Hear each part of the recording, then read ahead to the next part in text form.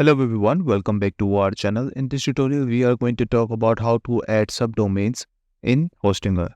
It's a very easy tutorial, so let's get started. First of all, you need to log into your Hostinger and you will end up at your home page. What you need to do, just click on websites, and once you click on website, you will see more websites if you have multiple websites. Right now, I have only one, and click on the manage, and on the left side of the menu, you need to find domains, and under domains, you will find subdomain. Click on this, and here you can enter your subdomain. So obviously you can create a custom folder for subdomain also, and you can name it, and you can even use this as your public HTML directory. But right now I'm just going to close this, and I'm going to write over here tools and click on create. At the bottom you can see that list of current subdomains. So once you add multiple subdomains over here, you will see all of them under that. Right now I have only one which I just created, so that's why it's showing up like this. And that's it. This is all you need to know how to add subdomain in Hostinger. I hope you like this video. Please subscribe. Bye bye and take care.